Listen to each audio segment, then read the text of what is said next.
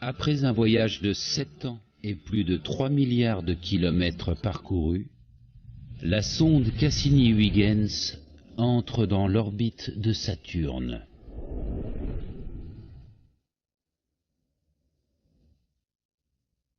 Elle se dirige vers la plus imposante de ses 62 lunes, Titan. Plus grande encore que Mercure, Titan se dissimule sous une épaisse couche de brume orangée. Personne n'a encore jamais vu sa surface. Mais Cassini libère son petit module d'exploration, Huygens, qui va se mettre à la tâche.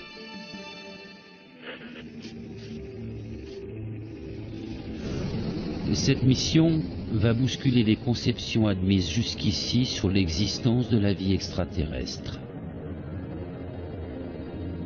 Ces images ont été enregistrées par Huygens alors qu'il perçait les nuages et la brume.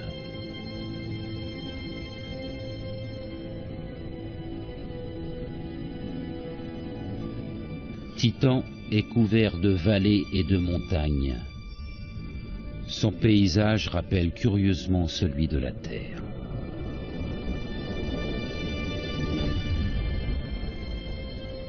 Soudain, les images révèlent une chose à laquelle nul ne s'attendait. La surface est constellée de galets semblables à ceux qu'on trouve habituellement dans le lit des rivières terrestres.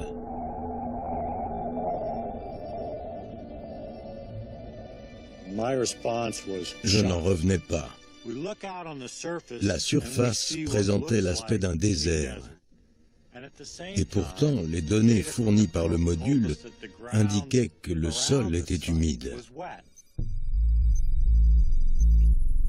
À des centaines de kilomètres au-dessus de Huygens, le radar de Cassini balaye la surface de Titan. Il permet d'observer un paysage parsemé d'étendues ressemblant à des centaines de lacs. Celui-ci s'étend sur près de 20 000 km², presque la superficie du lac Ontario, l'un des grands lacs. C'est une découverte surprenante.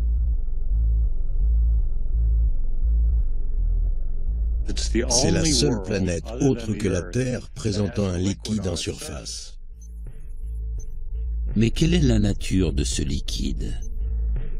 La température sur Titan avoisinant les moins 180 degrés, si c'était de l'eau, elle serait gelée. L'un des instruments de Cassini analyse les ondes infrarouges renvoyées par la surface des lacs. Les résultats obtenus permettent de conclure qu'il ne s'agit pas d'eau, mais de méthane et d'éthane liquide, des substances présentes sur Terre sous forme de gaz volatile inflammable. Les données fournies par Cassini sont si précises que les chercheurs n'ont aucun mal à se figurer ce que l'on ressentirait à fouler ce sol froid et lointain.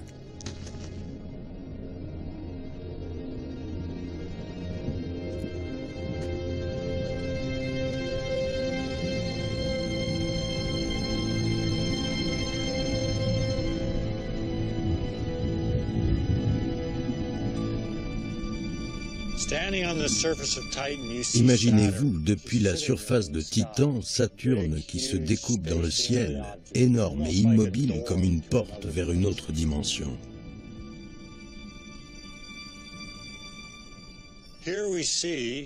Vous voyez des lacs de méthane liquide, et sur la ligne d'horizon, des montagnes faites d'une glace si dure qu'on croirait de la pierre. Ces montagnes ont été sculptées par le méthane liquide qui constitue ces lacs. En levant les yeux vers Titan, vous voyez arriver un orage, ou même une série d'orages.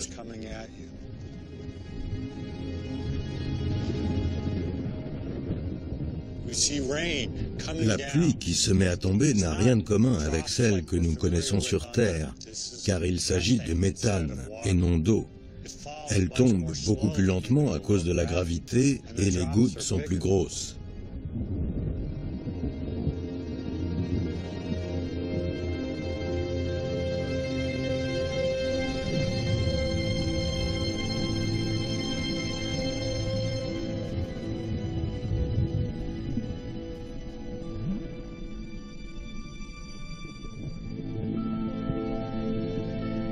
Mais quelle conclusion un chercheur comme Chris McKay peut-il tirer de la présence d'un liquide sur la surface de Titan?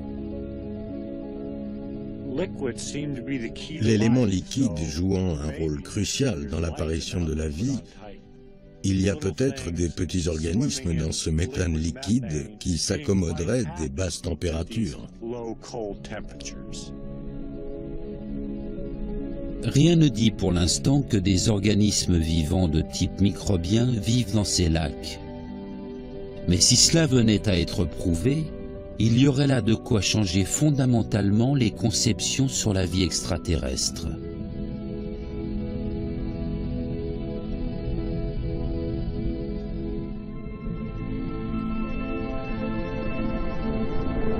Si la vie était capable d'évoluer dans des environnements aussi radicalement différents que la Terre et Titan, cela tendrait à démontrer sa capacité à évoluer selon des modes variés dans des environnements eux aussi très variés. Jim Green est le directeur de la division des sciences planétaires de la NASA. L'une des questions qui nous taraude est de savoir si nous sommes seuls. C'est une interrogation fondamentale.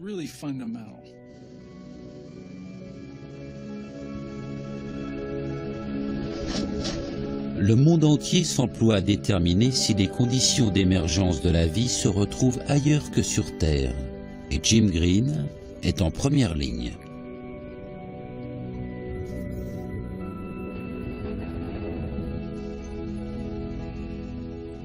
La recherche d'informations sur des traces de vie nous emmène au-delà de la Terre, jusque dans le système solaire.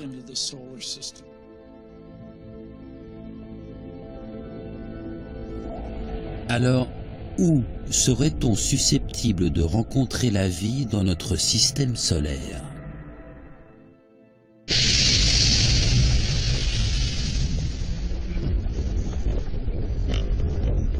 Partons du Soleil. La première planète que l'on découvre, c'est Mercure. Son environnement semble particulièrement hostile.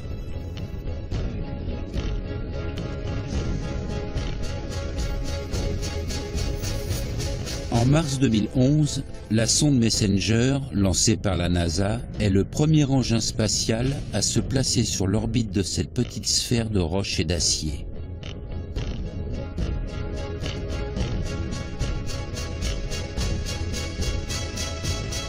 Voici quelques-unes des premières images qu'elle a rapportées.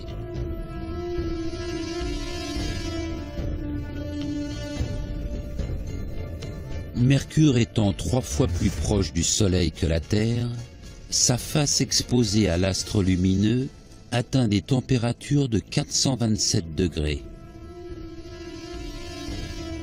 Tandis que sur sa face non exposée, ces dernières tombent à moins 143 degrés. Cette planète est le désert des déserts. L'existence d'une vie sur son sol semble plus qu'improbable.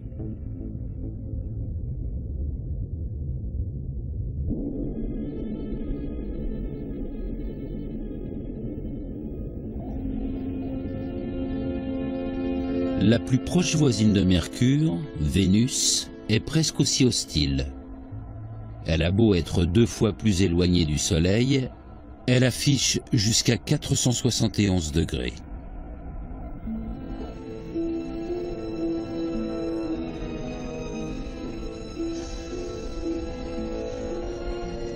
Des décennies d'observation ont permis d'établir qu'elle était enveloppée d'un voile de dioxyde de carbone et de nuages toxiques d'acide sulfurique. Ces images radars révèlent l'existence de milliers d'anciens volcans sur un sol assez chaud pour y faire fondre du plomb. Et avec une pression atmosphérique 90 fois plus importante que celle de la Terre, difficile d'imaginer que quoi que ce soit puisse vivre ici.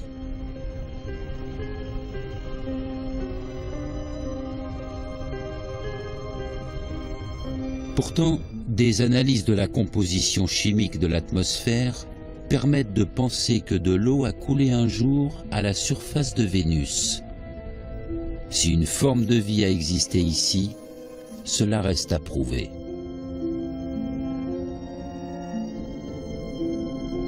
Alors, qu'est-ce qui fait de la Terre, la troisième planète en partant du Soleil, un monde propice à la vie?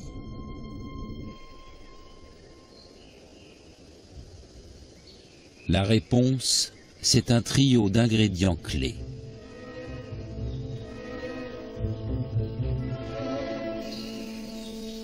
Tout d'abord, le vivant se compose de molécules organiques formées de divers éléments, comme le carbone, l'azote, l'hydrogène et l'oxygène, entre autres.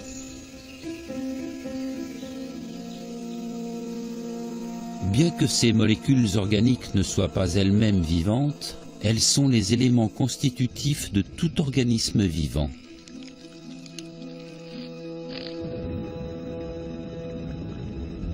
La vie a également besoin d'un liquide, comme l'eau. Dans l'eau, les molécules organiques de base peuvent se mélanger, interagir et se complexifier.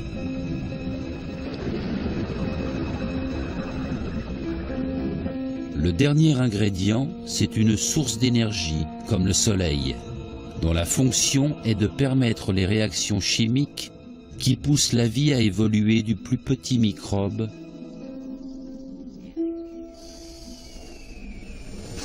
jusqu'à nous.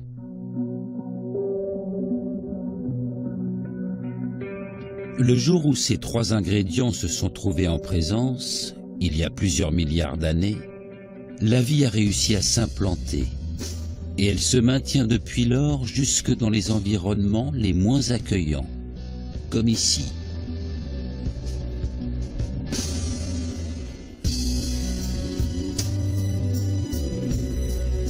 Voici le désert de Mojave, dans le Nevada. C'est l'un des endroits les plus chauds et les plus arides de notre planète. La zone où on se trouve est particulièrement intéressante parce que c'est la plus sèche. Il y a un axe de sécheresse ici. Plus à l'est ou plus à l'ouest, il y a plus d'humidité.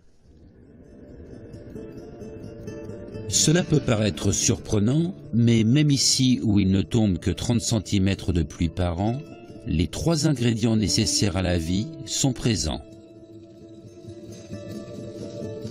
Les cailloux offrent juste assez d'ombre pour empêcher que l'eau ne s'évapore complètement. L'envers des cailloux blancs dissimule de petites surprises. Ces amas verts sont des bactéries. Le caillou leur procure un abri. Dessous, elles trouvent un peu plus d'humidité et de confort qu'aux alentours. En plus, ces cailloux sont translucides.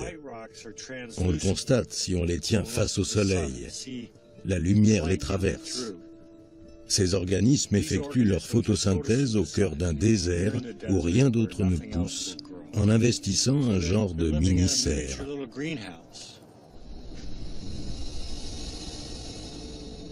Ceci démontre que même dans les lieux les moins accueillants de notre planète, si les bonnes conditions sont réunies, la vie a sa chance.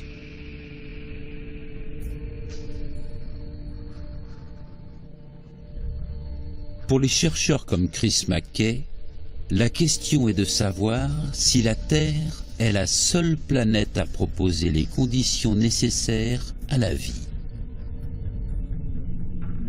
L'un des moyens de répondre à cette question est d'étudier la formation des planètes comme la nôtre afin de déterminer les conditions d'apparition des ingrédients de base. Pour cela, il nous faut remonter à 4,6 milliards d'années en arrière, à la naissance de notre système solaire. Un immense nuage de poussière et de gaz commence à se contracter sur lui-même alors que la pression des gaz augmente. La température en son centre grimpe jusqu'à atteindre plusieurs millions de degrés, jusqu'à ce que l'énergie issue du jeune soleil balaye au loin certains des nuages, illuminant de ce fait le système solaire naissant qui va voir l'apparition des planètes.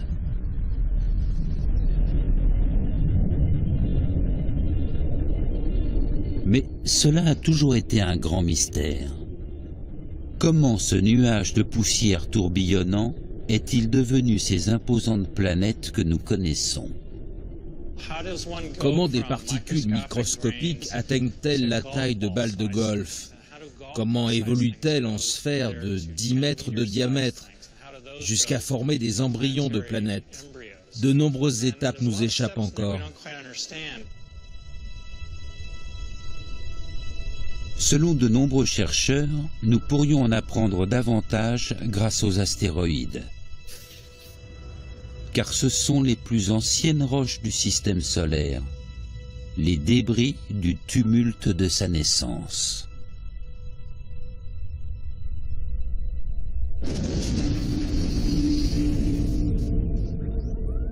En 2003, les Japonais envoient la sonde Hayabusa accomplir une bien audacieuse mission. Il s'agit de se poser sur un astéroïde, d'y collecter des échantillons de poussière, puis de les rapporter sur Terre. Sa cible est l'astéroïde Itokawa, un objet de 550 mètres de long, filant dans l'espace à 90 000 km/h. Tenter d'atterrir sur Itokawa revient un peu à tenter de frapper une balle lancée à pleine vitesse à l'aide d'une autre balle lancée à pleine vitesse.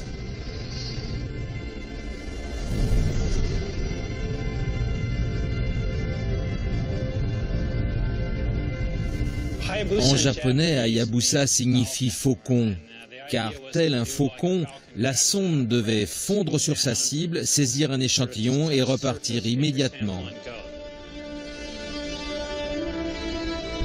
En 2005, Hayabusa atteint l'astéroïde à 300 millions de kilomètres de la Terre.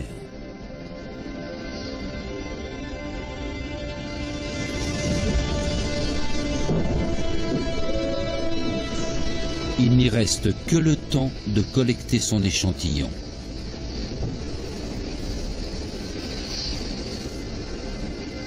Il lui faudra 5 ans pour rapporter sur Terre la poussière d'astéroïdes. Mais Hayabusa ayant été pourvu de lasers, ce temps est mis à profit pour relever la taille et la masse d'Itokawa. Des informations qui permettent aux chercheurs de déterminer la structure interne de l'astéroïde. Leur découverte pourrait bien offrir une première grille de lecture des processus de formation de la Terre.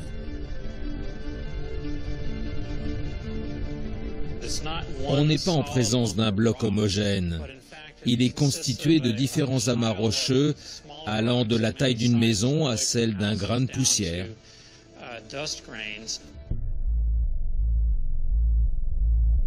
Si l'on pouvait observer l'intérieur d'Itokawa, voici ce qui s'offrirait à notre regard. Une foule d'astéroïdes divers agglomérés par la force de la gravité.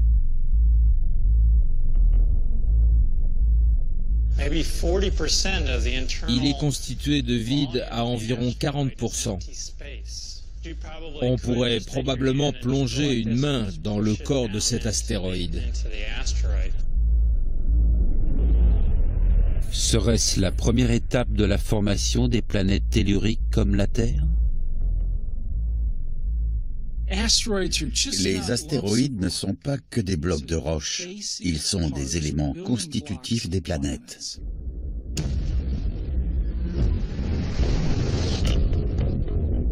Sur des périodes longues de centaines de milliers d'années, les astéroïdes comme Itokawa connaissent des collisions incessantes grâce auxquelles ils gagnent en volume et en chaleur. Et ils attirent d'autant plus d'astéroïdes que leur gravité augmente jusqu'à devenir, sous l'effet des chaleurs extrêmes, des sphères rocheuses au cœur en fusion, des protoplanètes.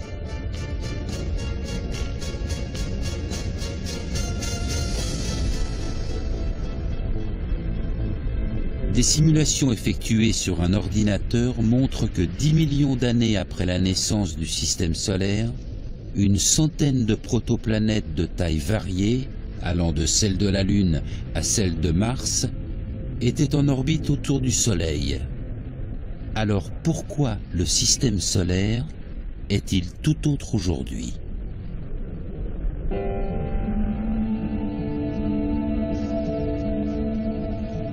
Voici la prototerre, il y a 4,5 milliards d'années.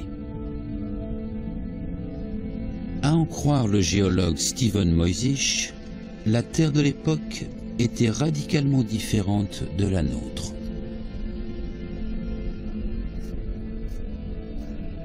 Il faut imaginer un paysage de lave noire parsemé de traces d'impact.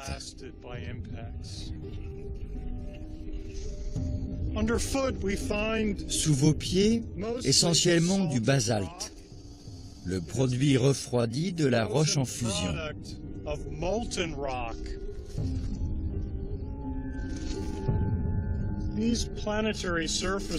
Les surfaces protoplanétaires ne sont pas bouillonnantes.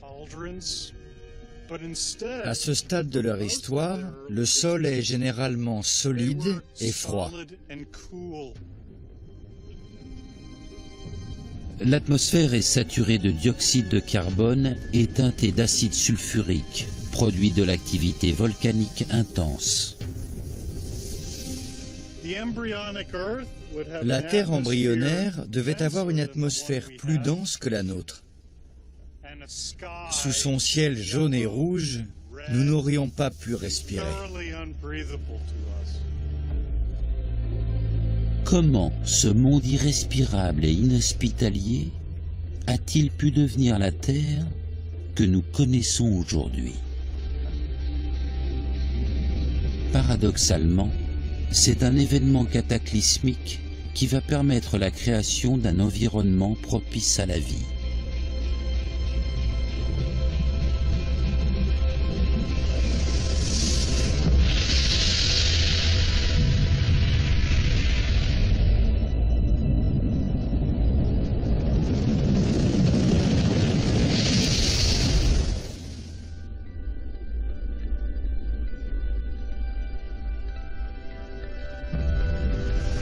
Une protoplanète de la taille de Mars vient de se fracasser contre la jeune Terre. Le choc est si violent que la surface terrestre fond. Notre planète ingérant l'intruse grossit d'autant, non sans rejeter dans l'espace des éclats de roches en fusion qui s'aggloméreront pour former notre Lune.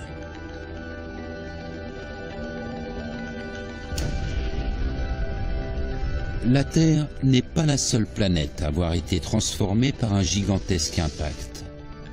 Durant des dizaines de millions d'années, toutes les protoplanètes du jeune système solaire ont régulièrement connu des collisions, les faisant gagner à chaque fois en importance au cours d'un jeu de billard planétaire ravageur.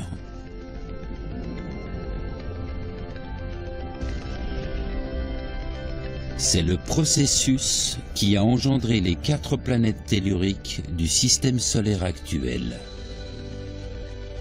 Mercure, Vénus, la Terre et Mars.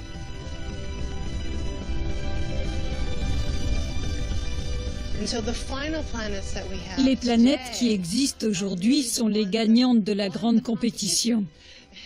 Certaines ont été détruites ou éjectées du système solaire, tandis que d'autres ont survécu.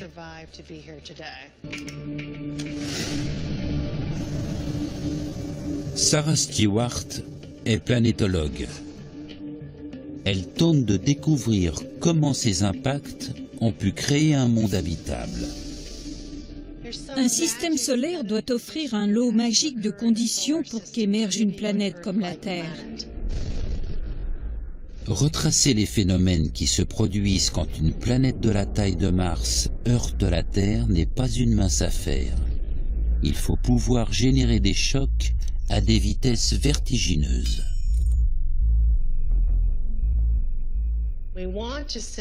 Notre but est de simuler des impacts terrestres à grande vitesse. En laboratoire, nous analysons de courtes séquences du processus.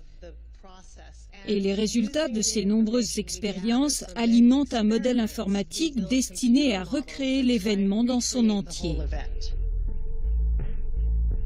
Cela requiert un matériel spécial.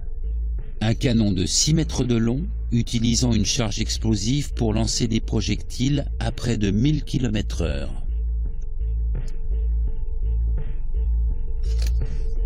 À l'autre bout se trouve une chambre pressurisée et la cible représentant une planète du type de la Terre est reliée à des capteurs de précision.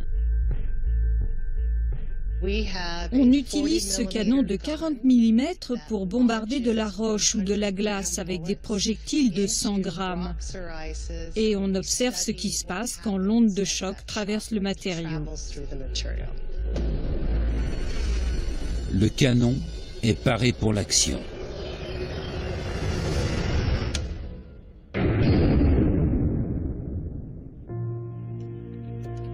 À chaque fois, on procède à un relevé des températures et des ondes de choc générées dans les différents matériaux entrés en collision.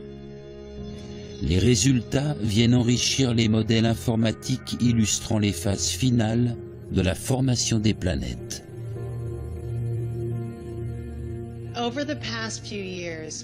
Ces dernières années, on a pris conscience de l'importance du fameux dernier impact géant. C'est probablement lui qui change tout, qui fait qu'une planète va ressembler plutôt à la Terre ou plutôt à Mercure.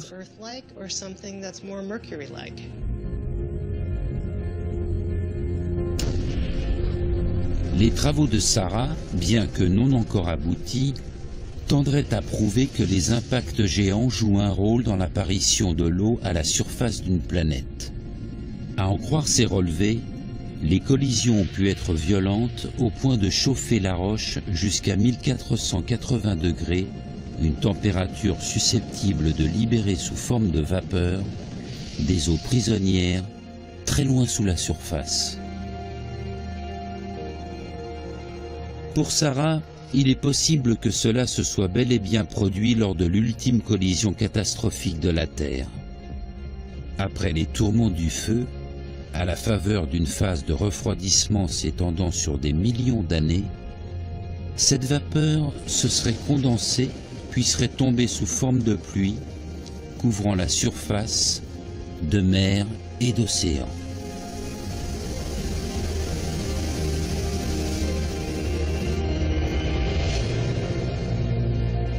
Si l'on postule le bien fondé de cette hypothèse, alors la Terre, plusieurs millions d'années après sa formation, dispose de 2 des 3 ingrédients nécessaires à la vie, l'eau et l'énergie du Soleil. Mais connaît-il à ce stade des molécules organiques les éléments constitutifs du vivant? Comment se sont-ils retrouvés sur Terre? Certains chercheurs pensent que la réponse pourrait se trouver aux confins du système solaire.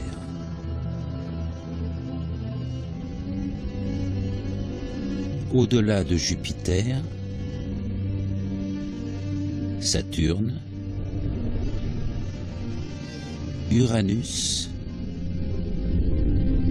et même Neptune.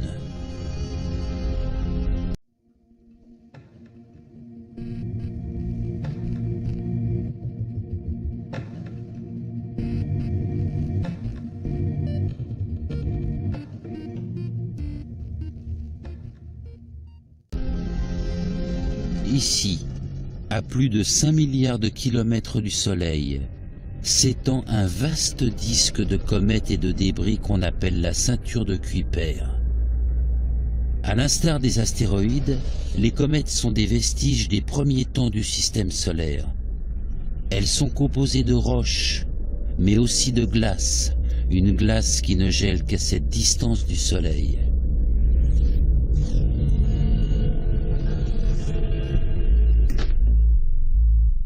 L'astrobiologiste Danny Glavin et son équipe sont persuadés que ce sont les comètes qui détiennent le secret de l'arrivée sur Terre de l'ingrédient ultime nécessaire à la vie.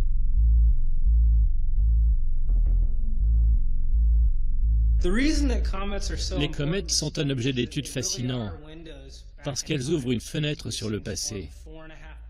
Elles se sont formées il y a 4,5 milliards d'années avant la Terre et leurs composants chimiques se sont figés dans le temps. Mais analyser les composants d'un corps céleste, quand on sait que l'échantillon le plus proche se trouve à 5 milliards de kilomètres, voilà une vraie gageure.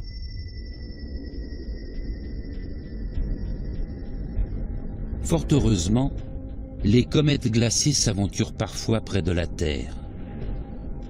Lorsqu'elles approchent du Soleil, elles se réchauffent et la glace se transforme en vapeur, répandant de minuscules particules de poussière. Quand vous observez une comète dans le ciel, c'est sa queue que vous voyez. Son petit noyau de roche et de glace est entièrement noyé dans la sublimation. Vous ne voyez que sa longue queue poussée par le vent solaire et étirée sur des millions de kilomètres.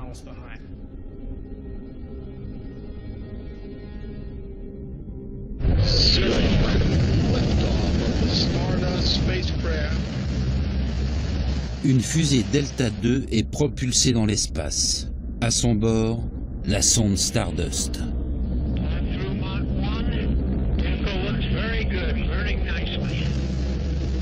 Son objectif, croiser la course d'une comète lancée à près de 100 000 km/h, traverser sa queue de glace et de poussière et en rapporter des échantillons sur Terre.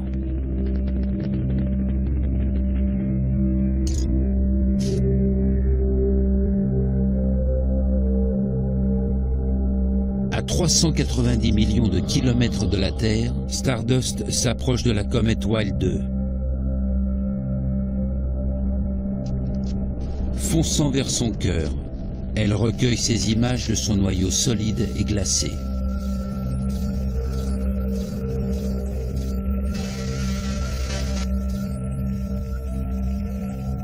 Il présente une surface irrégulière, dentelée, d'où se détachent en petits jets des particules de poussière et de glace.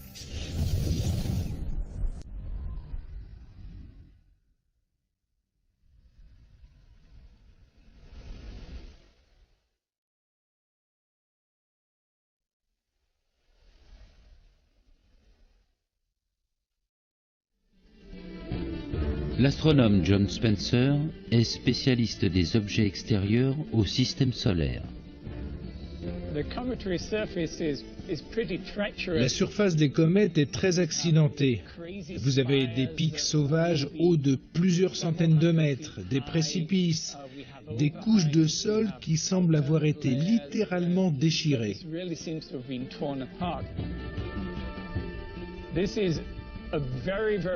C'est un paysage très étrange. La surface est principalement noire, mais ici et là, vous trouvez des petits amas de glace fraîche. Vu d'une comète, le ciel est noir, parce que l'atmosphère est pour ainsi dire inexistante. Et ce ciel noir est parfois zébré de geysers de particules de glace éjectées à des vitesses supersoniques.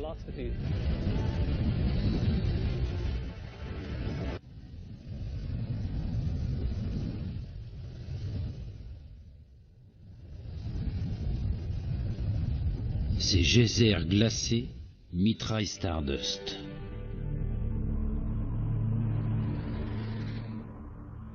Il a subi des impacts à près de 22 000 km/h, 6 fois la vitesse d'une balle tirée d'une arme. Stardust s'en tire sans une égratignure. Et le 15 janvier 2006, les échantillons reviennent sur Terre. Les échantillons ont atterri dans l'Utah, les premiers matériaux issus d'une comète. Tous les astrobiologistes du monde étaient comme fous. On allait enfin pouvoir analyser de la poussière de comète.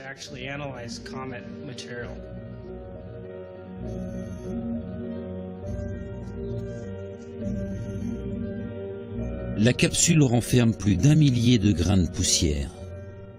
Danny Glavin et son équipe s'attellent à leurs analyses 3 ans durant. Puis, ils font une découverte incroyable. Dans les poussières issues de la comète, ils trouvent la trace d'une molécule organique, la glycérine, un composant essentiel des organismes vivants, probablement gelé au cœur de la comète lors de sa formation. La glycérine se compose d'éléments simples présents dans le nuage de gaz et de poussière qui a donné naissance à notre système solaire.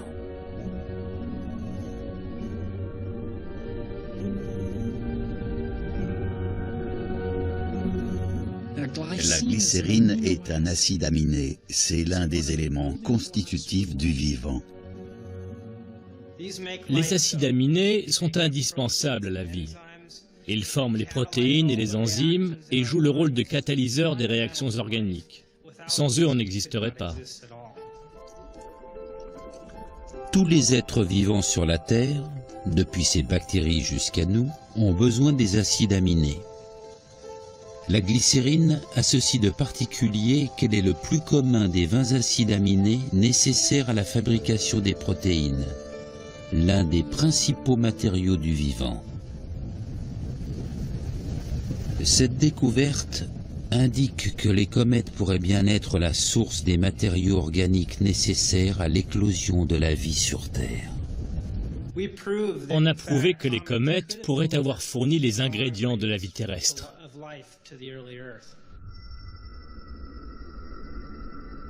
Mais qu'est-ce qui pourrait bien avoir poussé les comètes à venir depuis les confins du système solaire s'écraser sur Terre pour y déposer ces composés organiques ?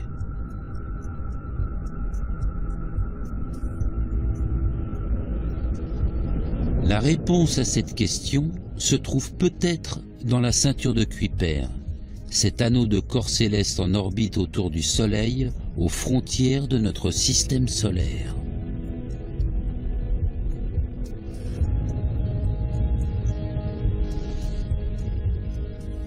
Quand on a découvert la ceinture de Kuiper, on pensait voir ces objets dessiner une belle orbite circulaire autour du Soleil. Mais les observations révèlent que les objets de la ceinture de Kuiper ne se comportent pas comme on l'aurait cru. Leur orbite est des plus chaotiques. À voir la ceinture de Kuiper, on aurait dit que quelqu'un avait pris le système solaire et l'avait secoué. On a commencé à penser qu'il y avait là quelque chose de très étrange.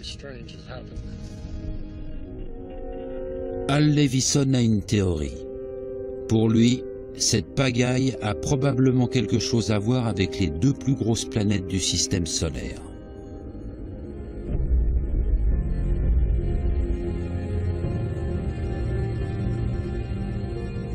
Jupiter est tellement énorme qu'elle pourrait avaler plus de 13 000 terres.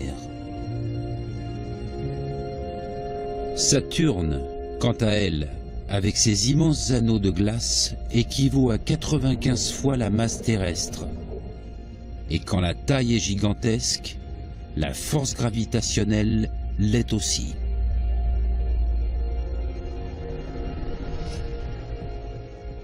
Tout ce qu'on observe découle de l'influence de Jupiter et de Saturne. Al Levison se demande si le chaos de la ceinture de Kuiper ne résulterait pas de l'intrusion destructrice d'une planète. Afin d'en savoir plus, il procède à de nombreuses simulations sur ordinateur. L'un des modèles générés parvient à recréer les conditions de la ceinture de Kuiper actuelle. Revenons 3,9 milliards d'années en arrière. La durée d'une révolution de Saturne autour du Soleil équivaut exactement à la durée de 2 révolutions de Jupiter. Cette coïncidence des orbites provoque à chaque rencontre des planètes une très forte poussée gravitationnelle qui éloigne Saturne du Soleil et déstabilise les orbites des 2 planètes les plus éloignées, Uranus et Neptune. Le jeu d'influence entre Jupiter et Saturne a totalement détraqué les orbites d'Uranus et de Neptune. Uranus et Neptune sont poussés sans ménagement vers la ceinture de Kuiper.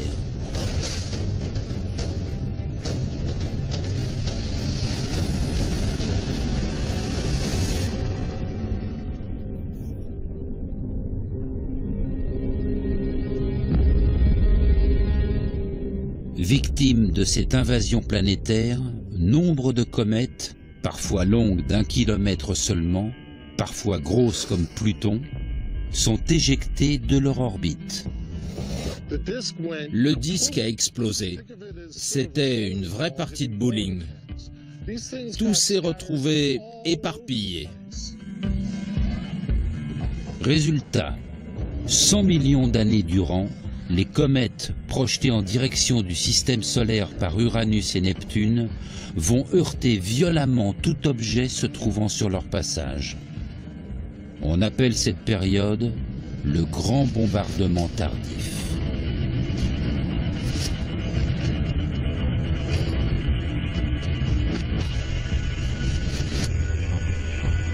La Terre n'y échappe pas.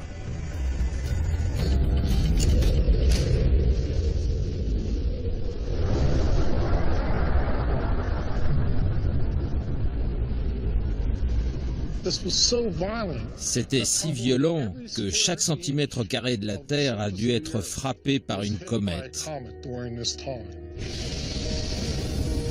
C'est l'une des théories les plus valides expliquant l'arrivée en masse sur notre planète des molécules organiques, les éléments constitutifs du vivant.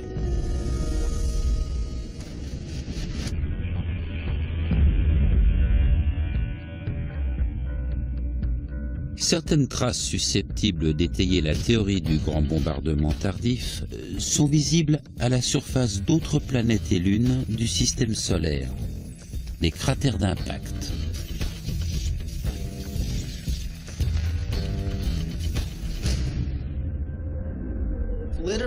Les germes de la vie se retrouveraient donc potentiellement sur toutes les planètes de notre système solaire. Si les éléments constitutifs du vivant ont bel et bien été distribués par les comètes dans tout le système solaire, la vie a-t-elle pu surgir ailleurs que sur Terre?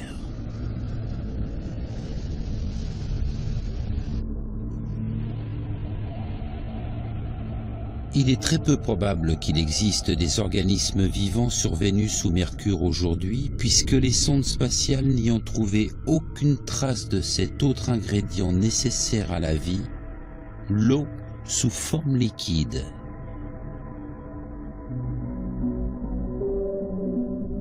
Mais qu'en est-il de Mars ?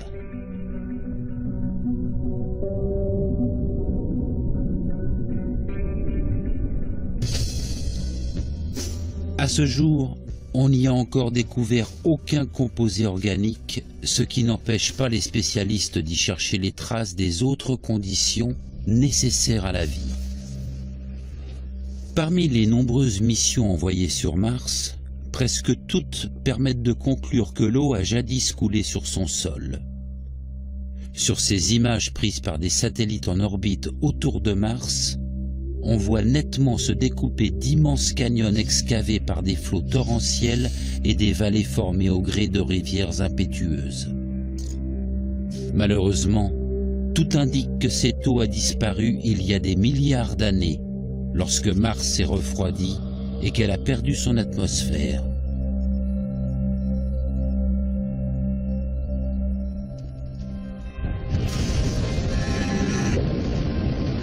Mais le 25 mai 2008, un petit engin spatial appelé Phénix se pose aux alentours du pôle nord de Mars.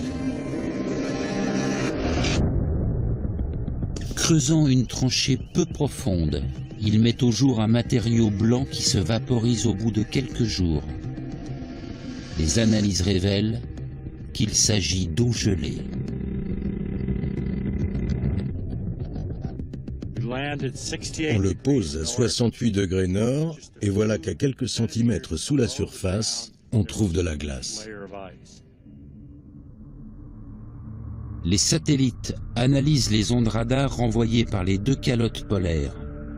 Elles révèlent que sous une couche de dioxyde de carbone gelé s'étendent de grandes quantités de glace.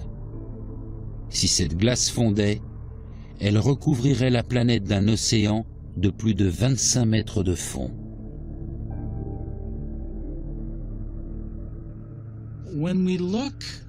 Mars recèle un véritable réservoir aquatique. Ça nous a estomaqués. On n'aurait jamais cru que tant d'eau se dissimulait sous sa surface. Ces mêmes satellites en orbite autour de Mars découvrent aujourd'hui que la glace se cache également dans les profondeurs des sous-sols des déserts martiens. En apparence, Mars est un désert, mais en fait, elle recèle beaucoup d'eau sous forme de glace. Mars est un cube de glace recouvert de terre. Ce qui ne veut pas forcément dire qu'on est près d'y déceler de la vie. Là-bas, la glace ne fond pas de la même manière que sur Terre. La pression atmosphérique étant 150 fois inférieure à la nôtre, il est impossible que l'eau existe sous forme liquide à la surface.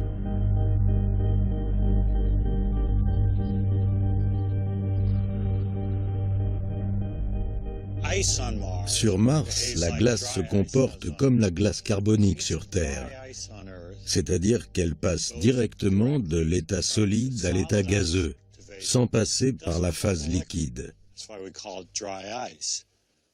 C'est une conséquence de la très basse pression atmosphérique. Le fait qu'il n'y ait pas d'eau liquide à la surface de Mars exclut l'apparition des processus chimiques présidant à l'apparition de la vie. Il semble impossible qu'il y ait une forme de vie en surface. Mais dans la glace souterraine, peut-être.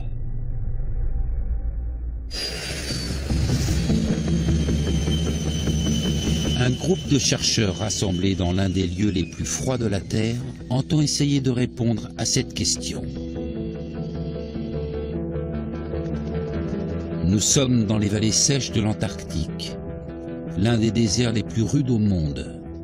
Ici, sous une fine couche de terre gelée, on trouve une glace très proche de celle de Mars.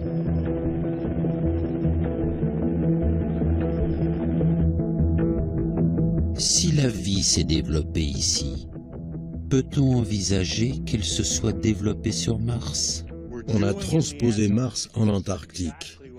On fait des prélèvements dans ce sol quasi-martien pour récolter de la glace quasi-martienne dans l'espoir de découvrir des micro-organismes qui pourraient exister sur Mars. Au point de jonction de la Terre et de la glace, l'équipe découvre une fine couche d'eau liquide. Et lorsqu'ils observent l'échantillon au microscope, quelle n'est pas leur surprise de constater que quelque chose bouge. On a découvert de la vie dans cette glace. C'est incroyable. Les micro-organismes pullulent dans cette fine couche d'eau, mais de manière très éphémère.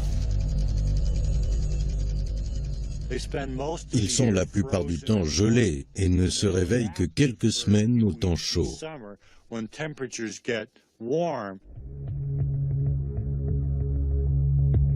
Sur Mars, les températures estivales peuvent atteindre 21 degrés à l'équateur. Se pourrait-il que la glace enfouie sous ce sol fonde, offrant par là des conditions comparables à celles des vallées sèches de l'Antarctique? Il n'est pas impossible qu'une couche de glace assez proche de la surface, au niveau de l'équateur, nous permette de trouver de l'eau liquide et de la vie. Si les sondes repéraient de l'eau liquide sur Mars, cela représenterait une découverte extraordinaire. Mais qui dit eau ne dit pas forcément vie. On est en mesure aujourd'hui de comparer les conditions que l'on sait propices à la vie terrestre et celles qui existent ou ont existé sur d'autres planètes du système solaire. Mais cela ne nous renseigne pas sur les conditions qui ont permis l'émergence des toutes premières formes de vie. Comment se fait la genèse? Comment passe-t-on de l'inerte au vivant? Les conditions qui ont existé sur Mars ont-elles jamais permis cela? Nous n'en savons rien du tout. Alors, comment les chercheurs seraient-ils en mesure de découvrir si la vie est possible sous la surface de Mars? Une découverte récente, encore controversée, ouvre une nouvelle voie. Un télescope de la NASA, enregistrant depuis la Terre des longueurs d'onde infrarouges, a détecté quelque chose d'étrange dans l'atmosphère de Mars. La présence de méthane.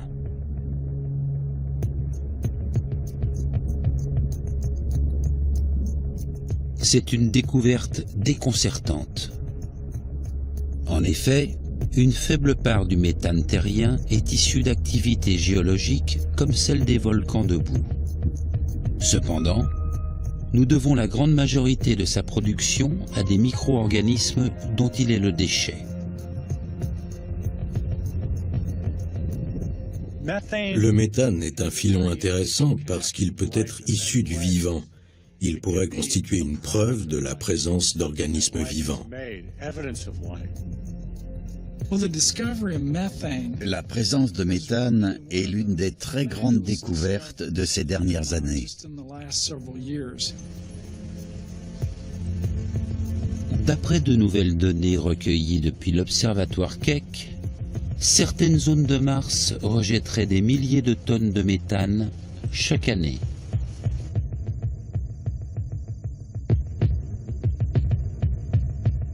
Mais alors, d'où vient ce méthane? C'est un phénomène saisonnier. Il semble que ce soit en été que Mars libère le plus de méthane.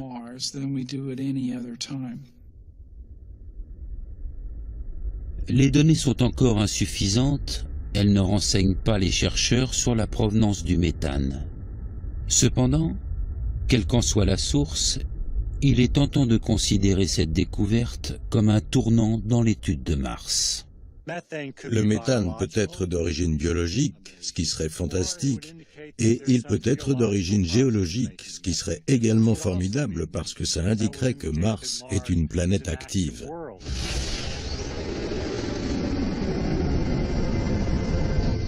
Déterminée à en savoir plus, la NASA s'apprête à retourner sur la planète rouge.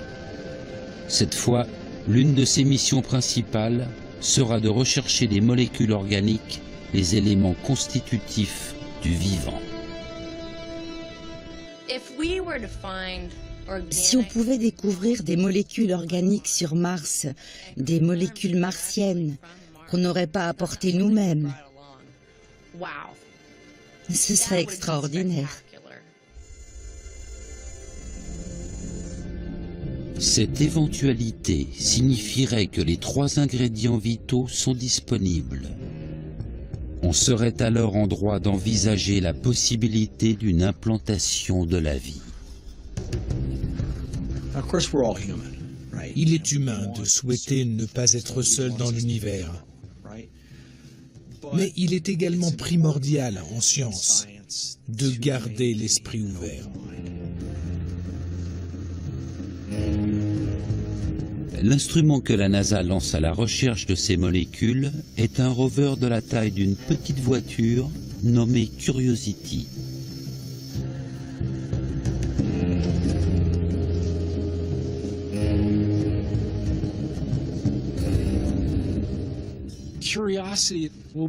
Pour moi, Curiosity représente notre premier grand espoir de détecter de la vie sur Mars. Curiosity renferme les instruments les plus sophistiqués jamais envoyés sur Mars. Il va fouiller, moudre et griller les roches martiennes avant de procéder à des analyses spectroscopiques afin de déterminer si les échantillons contiennent les particules chimiques spécifiques du vivant. Il n'est pas simplement géologue, il est aussi astrobiologiste. Il va scruter les matériaux qui l'entourent comme jamais auparavant.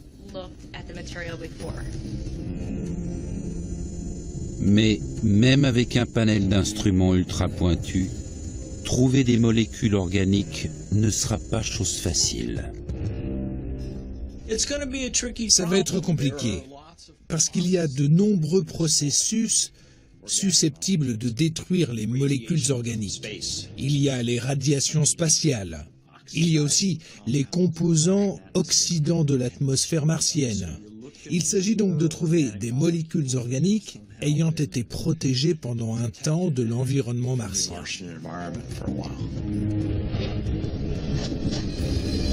La barre est même placée encore plus haut, car Curiosity a pour mission de rechercher des composés organiques spécifiques issus d'organismes vivants. Des preuves que la vie a existé un jour sur cette planète.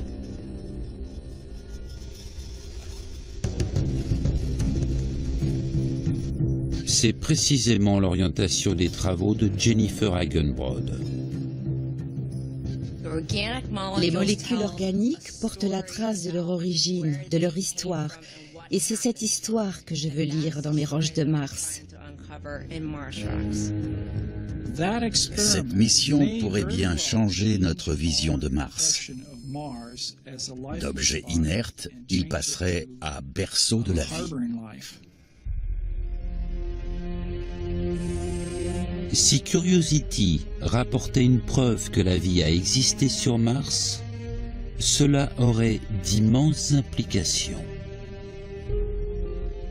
Si la vie a pu éclore 2 fois dans notre petit système solaire, ça voudrait dire qu'elle est partout.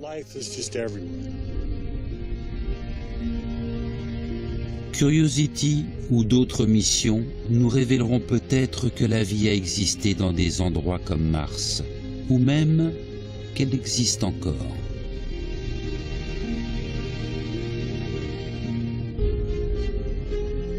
Mais même si les chercheurs en venaient à conclure qu'il n'y a aucune vie sur les planètes voisines de la Terre, ça ne voudrait pas dire que nous sommes seuls.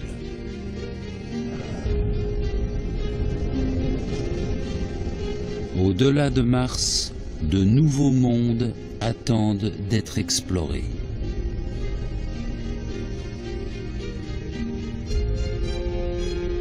Les lointaines lunes en orbite autour des monstres Jupiter et Saturne.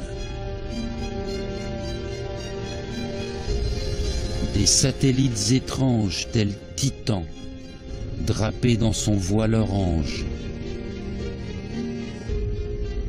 L'un est criblé de centaines de volcans.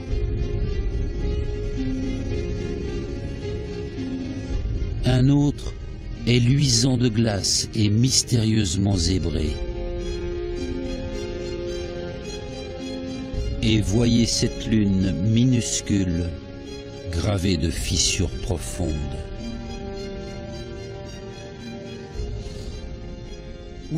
Aujourd'hui, on voit dans ces planètes immenses flanquées de leurs lunes quasiment des systèmes solaires en miniature.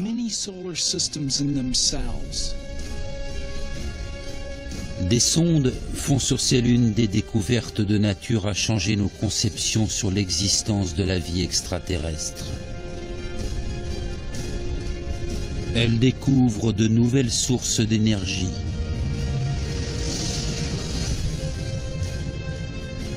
Des océans d'eau liquide dissimulés au regard. Des molécules organiques précipitées dans l'espace. Et bien au-delà de ces mondes, des chercheurs explorent des systèmes solaires entiers attachés à d'autres étoiles. Il existe sûrement des centaines de milliards de planètes comparables à la Terre qui offrent toutes les conditions de la vie. Plus les chercheurs s'attachent à explorer ces lieux lointains à l'aide de technologies toujours plus avancées, plus ils constatent que les conditions propices à la vie ne sont pas une spécificité terrestre et que les forces en jeu dans le vivant ont toutes les chances de se déployer ailleurs, dans notre galaxie et au-delà.